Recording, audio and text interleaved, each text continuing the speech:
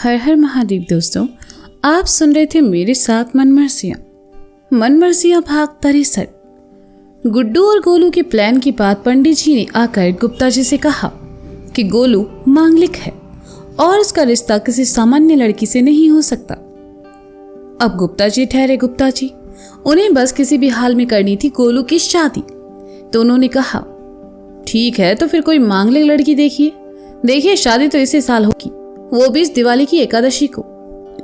गुड्डू और गोलू ने सुना तो दोनों एक दूसरे का मुंह देखने लगे। गुड्डू गोलू की तरफ झुका और फुसफुसाते हुए कहा, यार ये तुम्हारे पिताजी को तुम्हारी शादी की इतनी जल्दी काहे है? कोई कांड वांड तो ना कर दिए हो तुम? कांड का नाम सुनकर गोलू को पिंकी याद आ गई।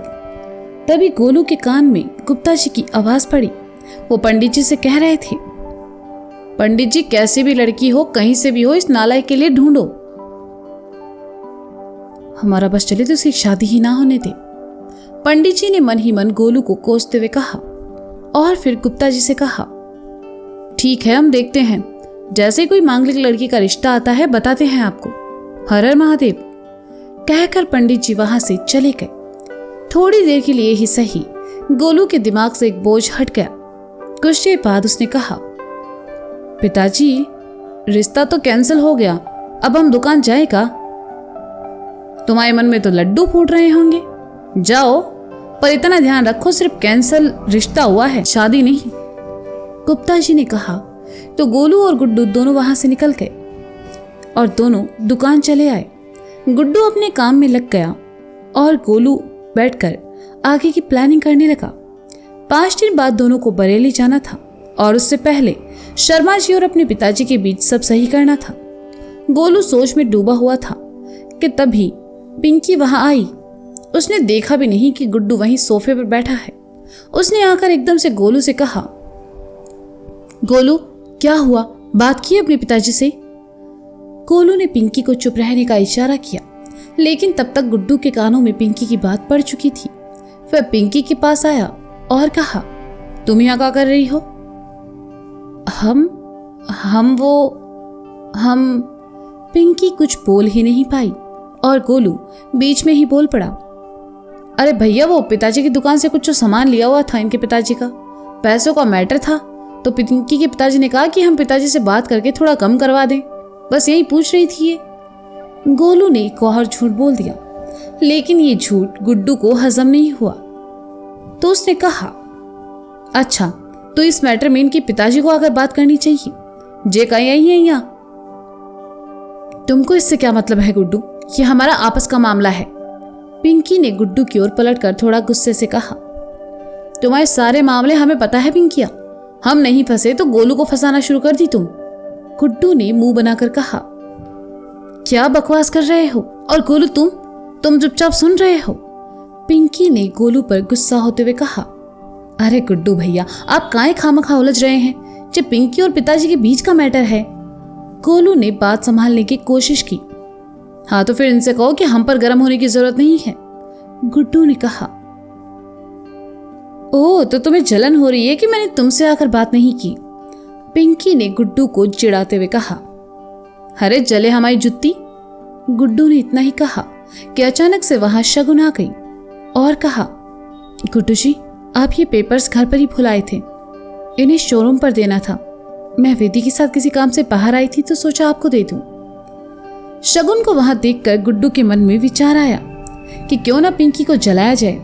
उसने पिंकी को साइड किया और शगुन का हाथ पकड़कर उसे अंदर लाते हुए कहा, अरे तुम पगला गई हो का, इतनी धूप में बाहर चली आई, हमें कहती हम चले आते, देखो कितनी गर्मी है, पसीना भी बह रहा है।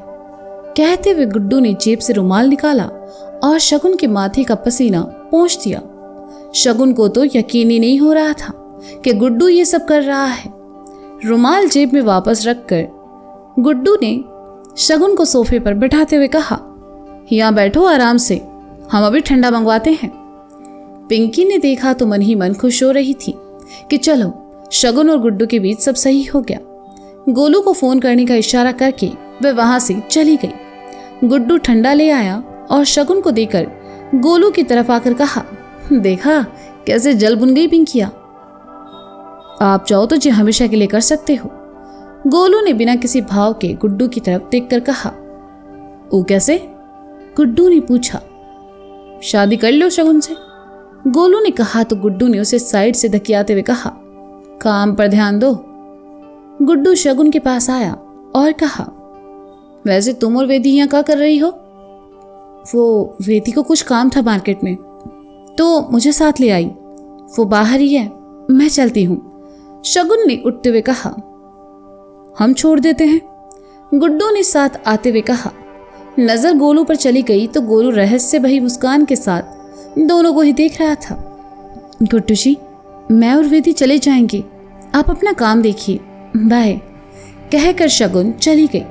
शगुन के जाते ही गोलू हंसने लगा तो गुड्डू उसके पास आया और कहा, हंस काहे रहे हो बे?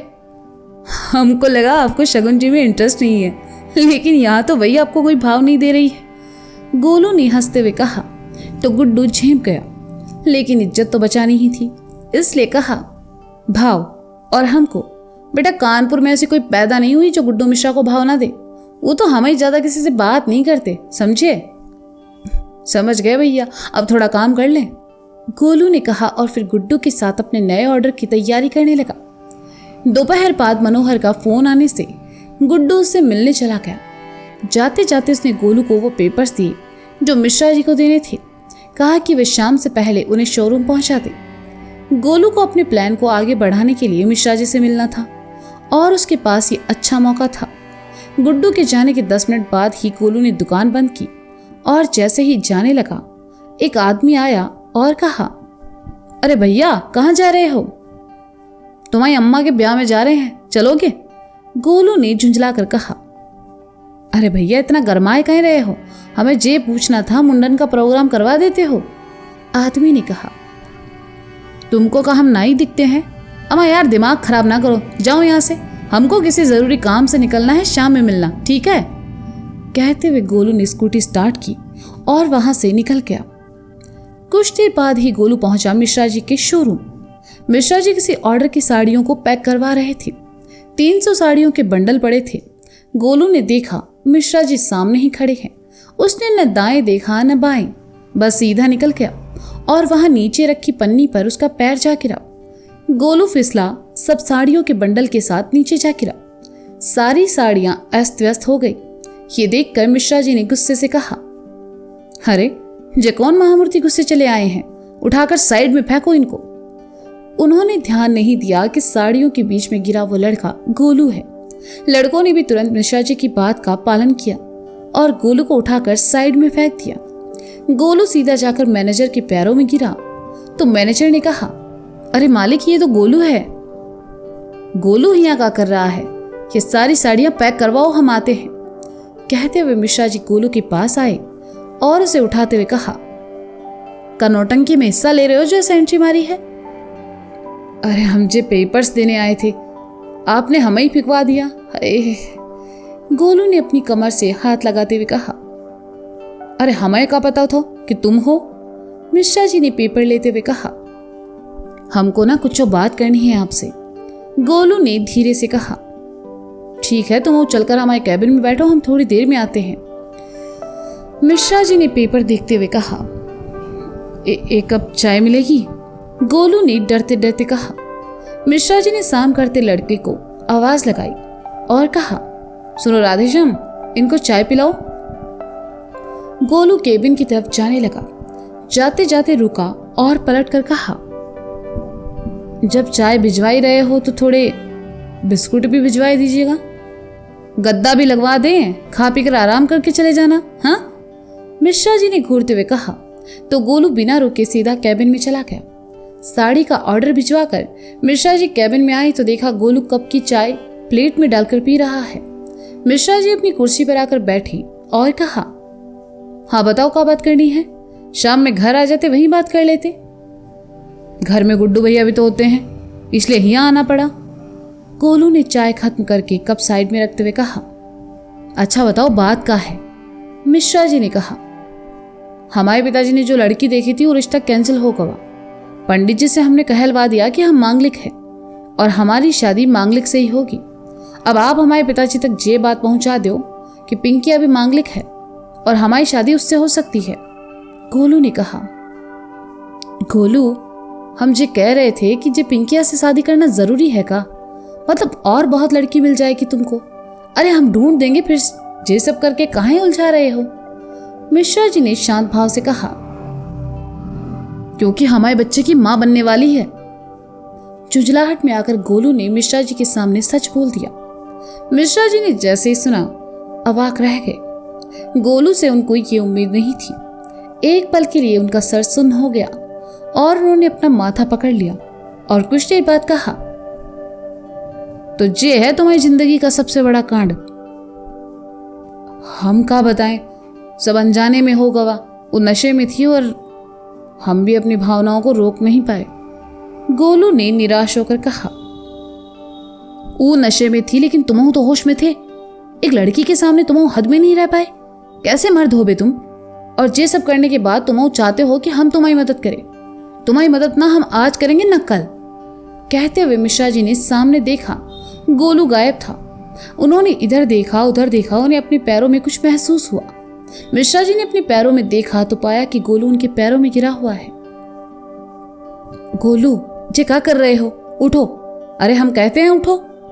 मिश्रा जी ने कहा। नहीं, जब तक आप हमें माफ नहीं करेंगे हम नहीं उठेंगे। अरे हम कुत्ते हैं, कमीने हैं, बंडलबाज है, रंगबाज है, हमसे बहुत बड़ी गलती हो गई, हमें माफ कर दो। आप ही हमें इस दुविधा से बाहर निकाल सकते हो। हमें बचा लो मिश्रा जी, वरना अब तक आपसे पिटे हैं। अगर ये बात सामने आई तो गुड्डू भैया, शर्मा जी, गुप्ता जी मिलकर हमारी बैकुंठी निकाल देंगे।